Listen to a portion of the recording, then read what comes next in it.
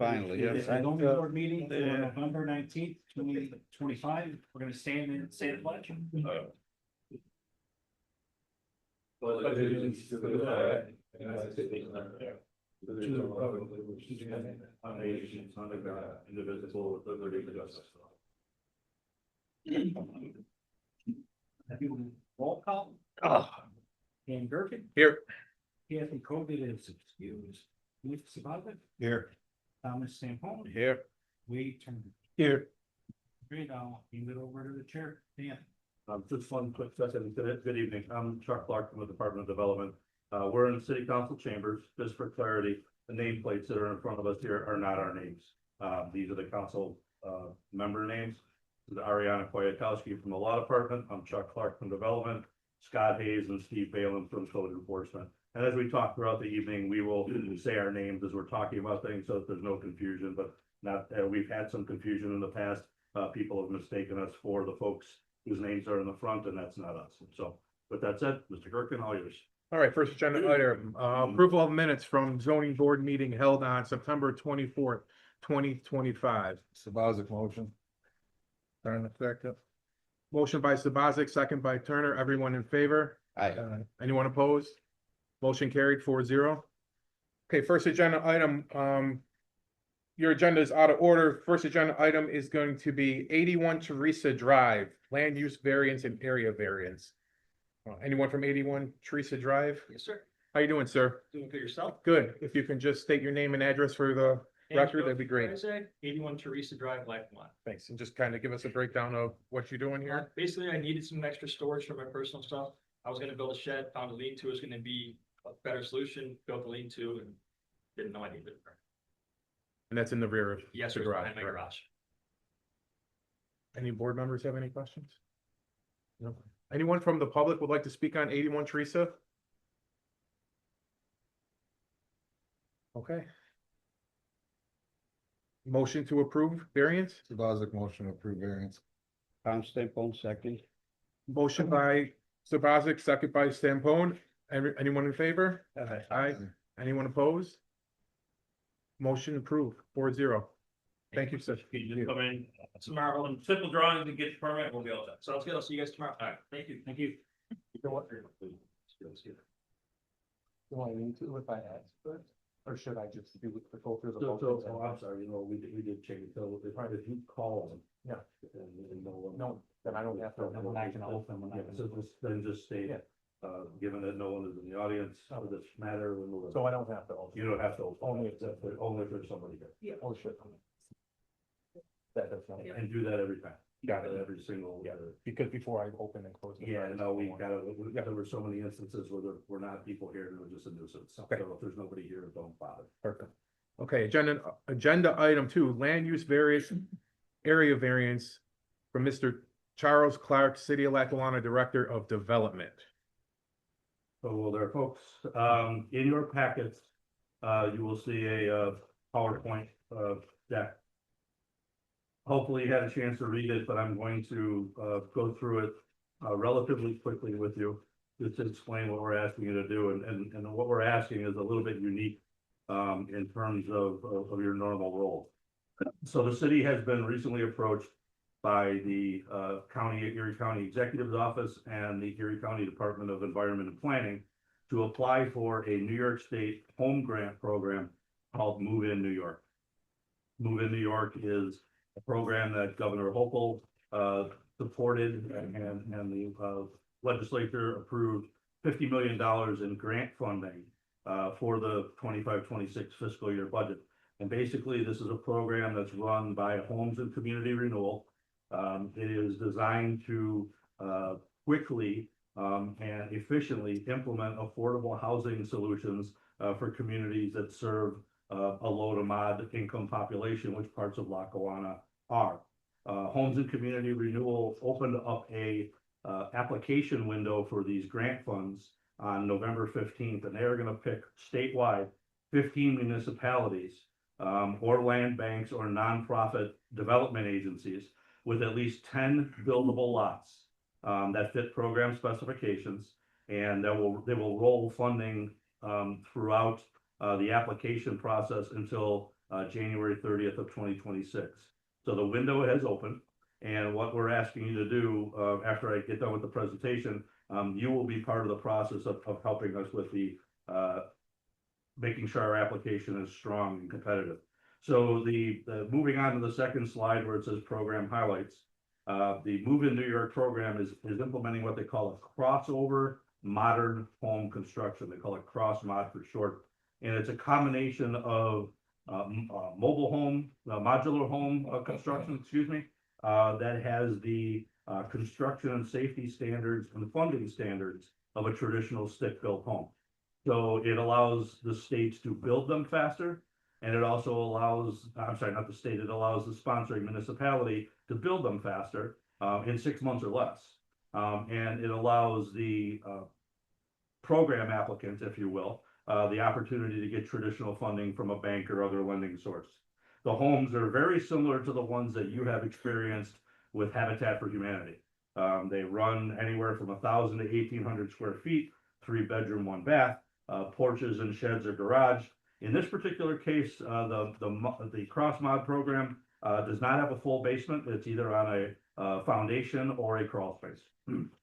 But with these standards in place, just like every other build, whether it's new or expanded construction, the code enforcement team and the local codes will oversee all of that. So other program highlights, other than the most significant one for the city, is that the twofold. One is that these homes can be built quickly. Secondly, these are taxable homes. These are not non-for-profit homes. These are tax-generating homes. The target audience for Move in New York is low to moderate income buyers, 70 to 100%, 70 to 130%, excuse me, of the median area income. The beauty of this program is that the eligible buyers will receive a $75,000 subsidy from the program. So in essence, it serves as their down payment. But forgive me, in the deck that I presented to you, I had a typo in here where it said the construction cost is $230, and if you did the math, you see that it's $250. So this program delivers a fully constructed home at a cost of $250,000. If you deduct the subsidy, what we are looking for is buyers who fit the low to mod income definition that I just described to you, who can qualify for a traditional mortgage of $175,000. Potential buyers need to fit all of those qualifications. They can certainly put down more money if they want to lower their payment, but assuming these folks, will be, working hard to get into these types of homes, the subsidy in most cases will fit as their down payment. You'll see in the next page, after the numbers, you'll see a couple of examples of the pilot program that the state ran in Syracuse. And this is exactly what the home will look like. You see it's on a permanent foundation, porches, very nicely landscaped, driveways. In this particular model, I believe they went with a garage, but they can go with a garage or a shed. And in terms of whether it's a crawl space or a foundation, that will depend upon the lots, and that will depend upon who is using the home. But very clearly, these are homes that fit the profile of what we have done recently. I believe it's 6 or 7 homes with Habitat for Humanity. So it's a similar type program, but a different funding source. Habitat comes through CDBG money. This particular program is coming from Homes and Community Renewal. So if I move on to the next page, I won't spend a lot of time on that. I just gave you some basic information about who can apply for this. And again, it's land banks, municipalities, not-for-profit. The city of Lackawanna is going to be applying for the program using the Lackawanna Housing Development Corporation. The LHDC is a nonprofit agency, but again, please don't mistake that for nonprofit homes. These are not nonprofit homes. They're fully taxable. The reason that the LHDC is involved is because they hold a status called a Community Development Corporation. And these types of loan grant programs, the money flows through community development corporations. So they are acting as two roles for us. They're acting as our application agent, and they will also act as our marketing partner in this. And the rest of this, I've already covered in terms of the size and dimensions of the property. One thing I did not cover is that some communities, like the city of Buffalo, for example, that have large swatches of land on particular streets where they can concentrate their empty spaces. You could either concentrate them, or in the case of what, you know, was proposed in this, they will be scattered throughout where we have available lots. Moving on to our application process, there's 5 steps that have been outlined here, and this is where it gets into more of the issue of, so what are we asking you to do? So the steps in the process is you have to be able to have sufficient inventory for the program. So we've identified at least 10 lots that fit the low to mod. Every one of these lots has a little bit of a blemish to them, kind of like the ones you did with Habitat for Humanity. They're buildable, but they're, you know, they've got a certain degree of variances that you have seen many times with the Habitat programs that would be in place here as well. From you guys, and I'll speak more to what you need to, what we're gonna ask you to do in a minute. From you, it would go to the planning board for an overall recommendation. The city council would need to support a resolution of our support or their support for this program, and then we would move to the LHDC with the application. What you are gonna be asked to do tonight, and I'll dive into a little bit more of what each property is about, but you are going to be asked to contingently give your support to the variances that are listed in this deck. And they're contingent upon getting approved for the program. If we do not get approved for the program, nothing moves forward. But for the application to be strong, we have to show inventory, we have to show site control, which we have, and we have to show the ability to transform these into buildable lots, which with your assistance and the council's assistance, we can. Again, similarly to what we have done numerous times in the past 2 years with Habitat for Humanity. So if I move on to the lot selection page, you'll see that there are 10 lots. 7 of them are in the first ward, 3 of them are in the second ward. And again, the reason that, you know, these areas were chosen, other than their availability, is the fact that this program serves low to mod. And this is where the concentration of low to mod within the city sits. So these are perfect fits for the program. If you move down to the next page, and this is more specific to you, the title of ready to build lots, you'll see that all 10 of these lots have a buildable dimension to them, but they are all in need of some minor variance, again, similar to what you've done for Habitat. So you'll see in this chart, you've either got lot size, front and rear yard, or side yard check. And what you'll be asked to do for this evening, for the purpose of the application, is to express, if you're so inclined, to express your support for granting those variances, which you will have an opportunity to look at again. If we're chosen, you will have a site plan brought before you, and you would then formalize just like you do with every other program. But if we don't give the homes and community renewal folks an appreciation for the support that the zoning, planning, and council would have, it makes your application weaker. And again, if we are not chosen, none of these things go, none of them go forward. Okay. Site control. Ultimately, what we will ask the city council to do, again, if the zoning and planning boards are so inclined to offer their support, assuming that would be the case, we would move forward to the city council, and the city council would be asked to convey these lots to the LHDC for $1. Unlike the Habitat programs, there is no funding to purchase lots in the Move in New York program. The lots would only be conveyed to LHDC under both of 2 conditions: approval in the program and identification of a qualified individual. Obviously, if we're not approved for the program, none of it matters. If we're approved for the program, the lots do not get conveyed. So for example, if Tom Stampone is a qualified applicant, we would not convey the lot to LHDC to close with Tom until he's been identified and vetted. If all 10 lots are not identified and vetted, they stay with the city. We're not handing over assets. We're not turning them over to the LHDC unless it's part of this process. So you might ask, you know, why would we do this? Okay. The reason we would do this is quite simple. While we would love to get money for these lots, the reality of it is, you know, they're very difficult to build on. They're very difficult to activate.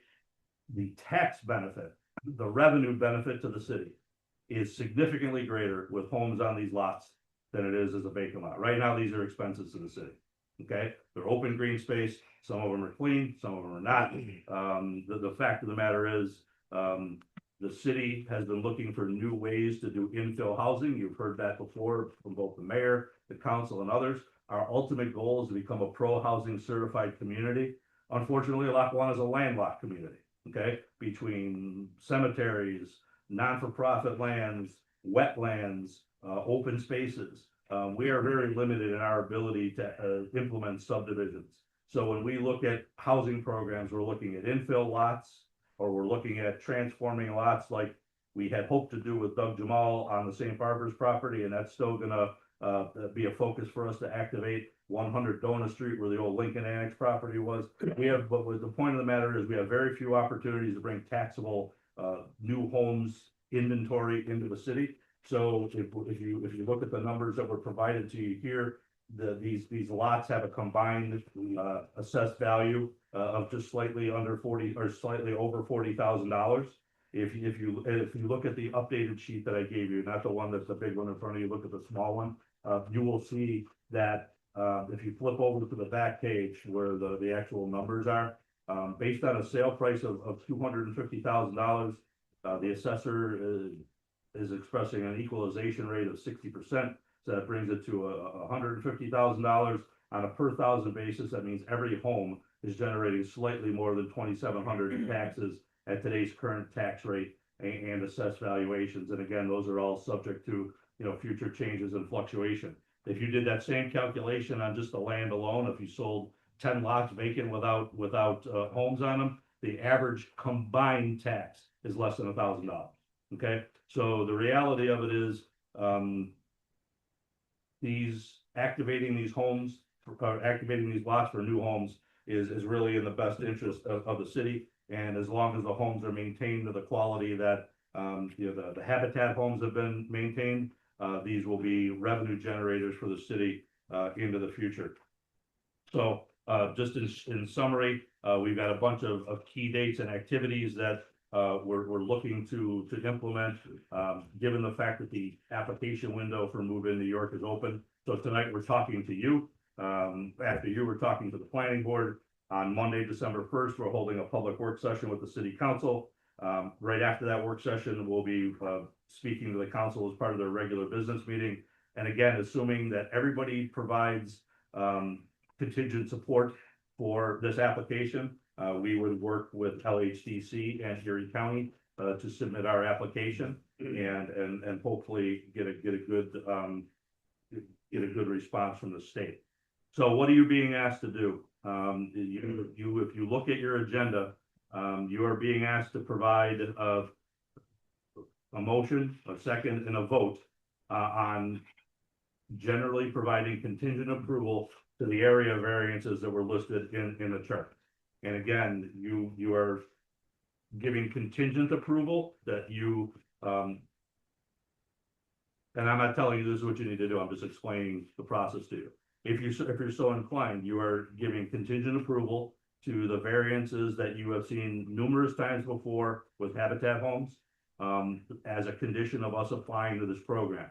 If we apply to the program and get approved, you will then have the opportunity to further vet the variances through site plan.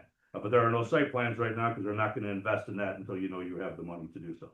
So, Chair Durkin, as far as your, and again, your dialogue and your vote is your own. With that, I've concluded my remarks. Once you've opened up the discussion and feedback period, if you're so inclined, the motion that you're putting before is pretty much worded as it is on the agenda sheet. Yeah. With that, I appreciate the time. I know it took a little bit more than normal, but that's the background.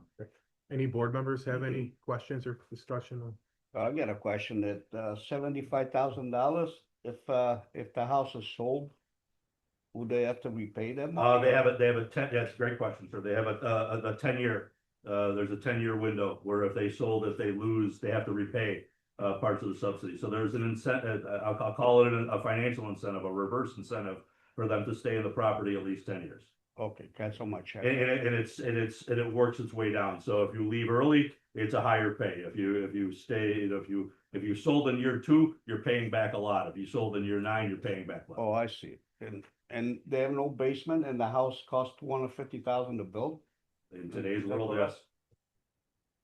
Well, because, you know, you're putting in, you know, it's not like they're doing a mobile home, you know, we're not building a mobile home park, it's modular home. So they're building it on a concrete foundation, they're providing, you know, driveways and amenities. So in today's world, yeah, Mr. Stampone, unfortunately, yes. And that's not just an arbitrary number, that is a number that the state proved in their pilot program in Syracuse. Good luck, nice. Any other board members? Yeah, wait, Turner, are they gonna build a garage with these or? They have the choice, Wade, again, depending upon the lot, depending upon the applicant, would have the choice of either a small garage or a small shed. So again, those are little details that, along with the crawl space, you know, whether or not it's on a foundation, with or without a crawl space, those are things that would be ultimately up to the applicant and the designer. And one thing I was not clear about, and I'm sorry for this, the LHDC ultimately would be our developer, our builder, contractor, if you will, very much like they are with the Habitat homes. So, but again, their involvement has nothing to do with taxable status. These are fully, tax roll homes. So the added expense for the, say, garage or shed, who has to cover that? No, that's all That's within in- that's what's that's in that all, price? this is an all, this number that I put is the state's model of an all-in number. So if they're building a home between X and Y, you know, in terms of size, it fits this parameter. Okay. Any other board members have any questions? Would anyone from the public like to speak on this agenda item? Yeah, I'd like to, can I get a copy of that blue paper with that, with all the variances and Yeah. stuff like that? Motion to open up the floor to the public, I'll make a motion. Motion. second. Stampone, second. Motion by Sabazic, second by Stampone to open up the floor to the public. Everyone in favor? Aye. Aye. Anyone opposed? All right, motion approved. All right, if anyone would like to speak from the public, if you could just come up one at a time. Name, address for the record, and just please try to keep it under 3 minutes. Yeah, my name's William Stack and I'm asking about the property on, Just your address, sir. 14 Linden Street. Thank you.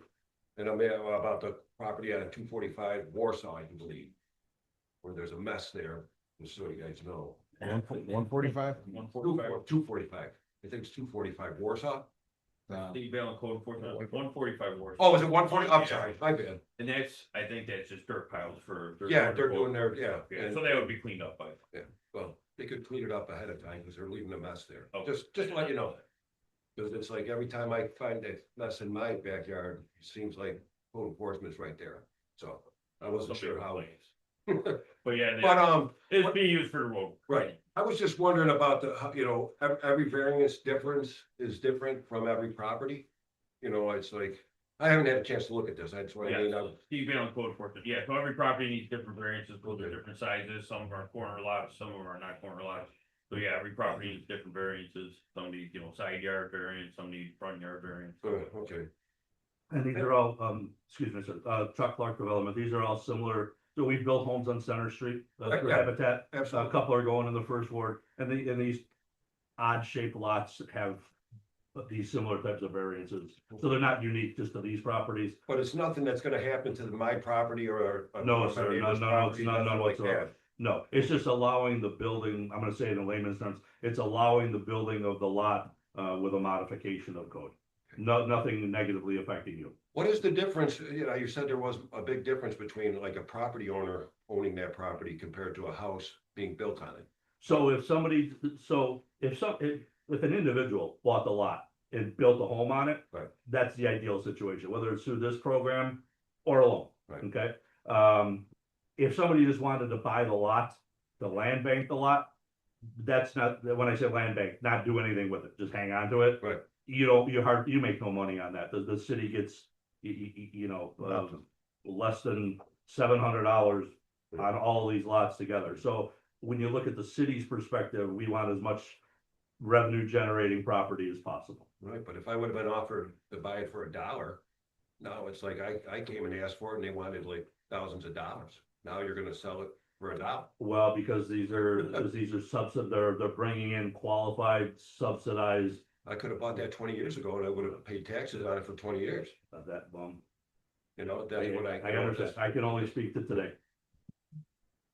Thank you very much. And I do appreciate your point of view, so I'm not blowing off your point of view. No, I know. I do appreciate You it. know, it's like, cause it's like I bought the property behind my house. Mhm. I only had like a small lot. And somebody else owned that property and you guys helped me buy it. There was a garage on it. And it wasn't as much as that. Mhm. It's you know, it's ridiculous. There's nothing on that property. And I could have had it 20 years ago and I would have been paying taxes on it. Would love to pay taxes. And it would have been nice because I have children. They would have had a nice yard to play in. I understand, and I'm sorry for that, Yeah. but like I said, I can only work in the Yeah. future here, right? Just wanted to put my 2 cents. Well, I appreciate you and thank you for coming. Thank you. Thank you, sir. Anyone else? Just come up, please. State your name and address for the record and please try to keep it under 3 minutes. Two Gravel Street. I got this about the 149 Center Street lot. I thought the person next door to that lot, they bought that property. I thought this was understandable, but I guess it's not. I guess it's still the city still owns that property. The city owns it, right? As far as I know, Yeah, we we checked all these we checked properties all and we these, only these are all found one city that owned. was, Who did, but next door to, like I said, next door to that 149, we were yellow brick home. I thought that people, the person they owned it before they sold, they bought that property. Is that true or no? I know. Steve Allen code for it. I do know they were all separate properties. They're all so separate? Oh, okay, I have. I could double check for you, but as far as I know, we checked them all and they're all. Oh, okay, that's all I just wanted to know. Yeah, no, we appreciate it, but and you, this is Chuck Clark from Development, you raised a great question. But we made sure before we put these lots on a sheet of paper for the application, we had to make sure we own them. Right. Because that's they what I'm can't, saying. the program doesn't subsidize Oh. private owners. Okay. It would only work with a municipally owned lot. Oh, all right, that's it. No, I appreciate it, thank you And so they- much, Which one on it? I appreciate that, well, thank you for coming, All right. much appreciated. Anyone else from the public? Okay, motion to close. Wait, hold on. Oh, I'm sorry, sir. My name is Ethan Nowicki. I live at 84 Center. I'd like to be on record just stating that I do oppose the variance on, that neighboring property.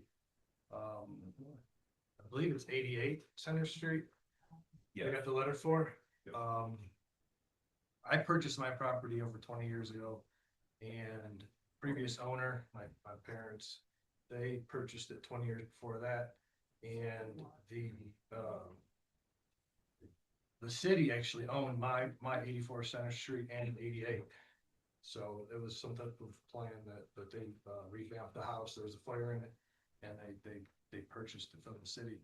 And the city actually would not allow us to purchase the corner lot because the city wanted to use it for residential parking in that area. Specifically, my apartment building, which holds 3 apartments, and 52 Edna, which I believe is 3 as well. They do not have a driveway. We solely use that property for parking as the city wanted. As I said, they would sell it to my fund. The house across the street also used it. At one point, I believe the 2 people that lived there passed away. They don't use it anymore. Again, I do understand the city wants to make money off of it, but I would like them to consider the reason why they wouldn't sell it long ago. It's because of the fact that they did want to use it for parking. If the lot is used for a house there, like my house is on the corner right now, so that would create a hardship for all my tenants. They can't park on Center Street. Edna is full. If you look on Google Earth, you can see that Edna's continuously full. There's I stopped there one day. There was 12 to 13 cars parked there. So those cars need a new place to look at. I wanted to ask, I guess, floor if anybody considered what it would do to the people that use it now. They do have alternative parking. Heat Valen code enforcement, yeah, we get a lot of junk vehicles parked there, we get boats parked there, I mean. A lot of them are not even usable vehicles, you know, you had the broken down truck there for years, you know what I mean, it's back there again. I mean, it's not necessarily being used as with, you know, drivable vehicle. The boat's on my property, not The not both on your property, it's on your front lawn, okay. Yeah. But the truck I- that's I'm not here to being argue. rebuilt, no, just I'm just letting the board stating know what's facts. going on in that property. It's Yeah, not necessarily I'm being- familiar One of with my, that one of my property. tenants. We get a lot of complaints about Yeah. cars being parked there, but they're not licensed. Let them, go ahead. Yeah, one of my tenants owns a boat and like, I didn't know about the issue until you guys brought it up. So since then, I've told them to fix the issue with you guys or store it somewhere else. So it's not, as long as it's not a problem. with you Yeah, guys. technically, well, it's not supposed to be on property at this time of year or anything. I told. If that's the case, he can move it. It's not. In terms of your bigger Chuck Lexman development, so appreciate your feedback, really do. In terms of your bigger concern about, parking and all of that, both the mayor and the council have given development, a directive, to generate as much revenue from properties as possible. Parking, well, it's a mobile use, it's an important use. That parking lot doesn't generate any revenue for us, and we don't have the ability to charge to park on there. We do not have a parking bureau or any parking laws that allow that type of charge. That lot, the bigger, better use of that lot is as a residential complex. So that's what we're proposing. And again, this is a contingent application. We don't know we're gonna get through. So, I will say, if you feel that strongly, and I respect that you do, come to the public work session on December 1st. If you have the ability to, that is another time for you to, and that'll be in front of the city council. So if you want to, and the city council ultimately, the reason that's important is they ultimately have the final say on land sale transfers and things of that nature. So if you feel compelled to do that, that's another opportunity to do it.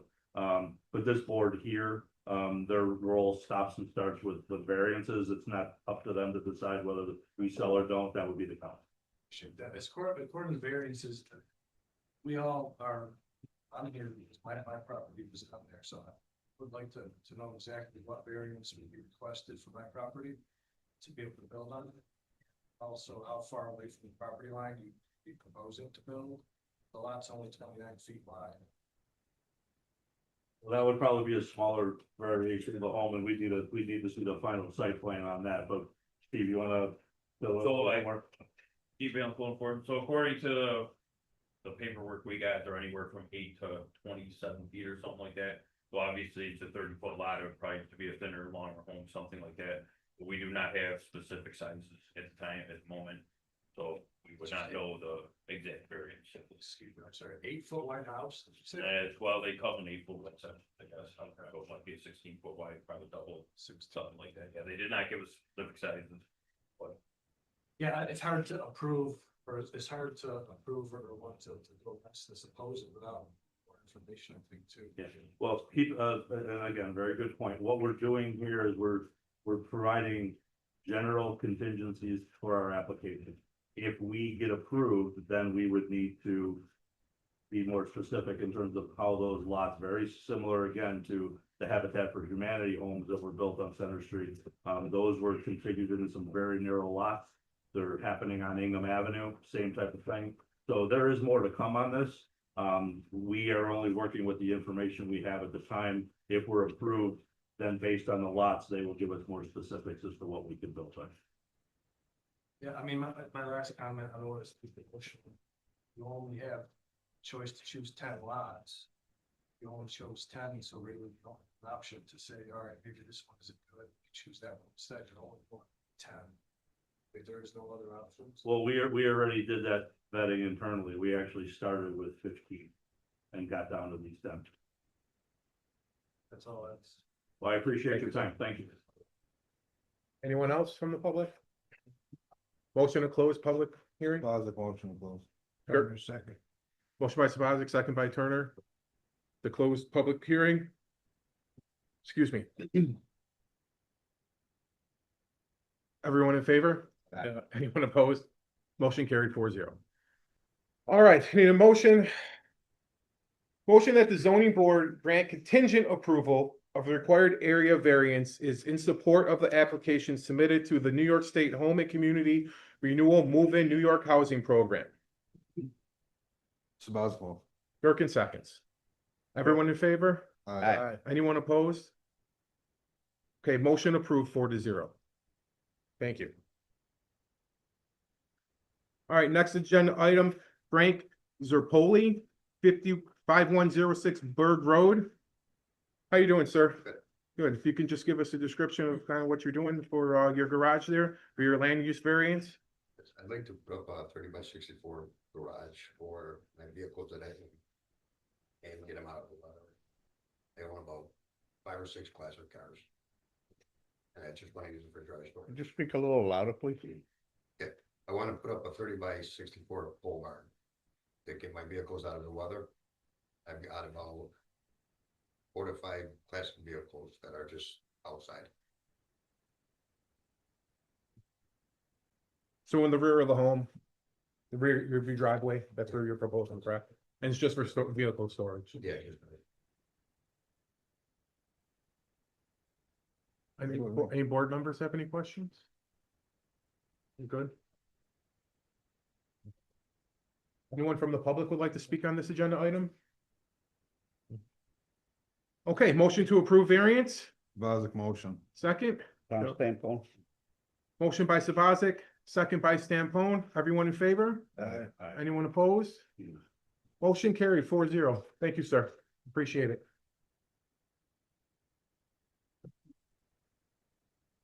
All right, last agenda item. Fahith Mohsen, 23 to 27 Washington Street. He's not here. He's not here? This is the guy that you guys approved a couple months ago, and he said that we took the measurements wrong or something, so Yeah. he wanted to change it, but he didn't. We told him he needs a proper survey, he never came. Sure, so from what I've seen from this variance, this gentleman is requesting a 6-foot fence along the front of his property, close to the sidewalk, but there's no site plan, how close he wants to put it to the sidewalk. And the reasoning for this is because he wants to expand his driveway, which I found out also didn't file for a permit to expand his driveway. And then he owns the vacant house to the direct right of him, so he wants to bring that 6-foot fence along there too. So I think the concern would be for himself and for his neighbors, if they're backing or pulling out of the driveway and that fence blocks in that corner, Yeah. then you can't see traffic or pedestrian, your vehicle or pedestrian traffic Right. walking on it. So I mean, so he doesn't have a survey, so we don't know where the property line is. We don't have a drawing, and just the safety issue alone. I propose that the variance is denied. So Sabaz's question, so if we deny this, he can come back next meeting and reapply again? Or do we table it and tell him, give him more It was information? already approved. He was- 2 meetings ago he was for 13 feet. It from was the like sidewalk or 13 feet from the something. sidewalk, but now he's just saying he wants. Oh, okay, so, He wants came to in a couple days all the later way- and said that he wanted to go closer, and we took the measurements wrong or something. so we can deny it, we deny this, and then it reverts back to the 13 foot? Yes. Yeah, then that was. So he still approved. has a He okay, still has Still the has the variance variance for for the the front of 13, your yeah, fence, he still Okay. has the variance for the 13 feet. Now, this is just stating he wants to move it closer to the sidewalk Which is- with no measurements, no Right. plan, Well, no you nothing. can't- which is also a safety concern. Okay. So, Dan Gherkin, make a motion to deny variance. Sabaz second to deny it. I don't know. Right, motion by Gherkin, second by Sabazic to deny variance. Everyone in favor? Aye. Anyone opposed? Motion carried 4-0. Any tabled items? Any old business? All right, motion to adjourn. Sabaz motion to adjourn. One more thing. You said something about $50 million in grants or something? So this is Chuck Clark from Development, the move-in New York program. which is Oh, part of the- that's just for the new housing. That's correct. So that $50 million Right. is going to be dispersed across 15 either municipalities, Oh. land banks, or nonprofit agencies. And that's gonna be dispersed by the state's Home and Community Renewal Organization. So basically, those 15 municipalities will share in up to $50 million. Oh, okay, Joseph.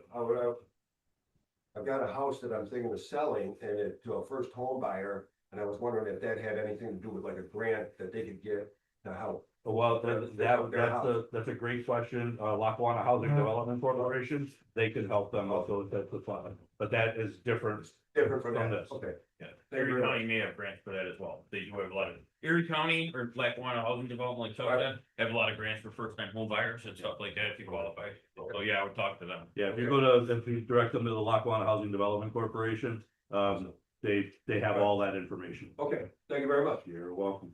Thank you. Okay, motion to adjourn. Sabazik motion. Second, Pat Stanfone second. motion by Sabazik, second by Stan Pone, the motion, everyone in favor? Aye, anyone opposed? No? Okay, motion carries 4-0. Thank you, everyone. Thank you, everyone. Thank you.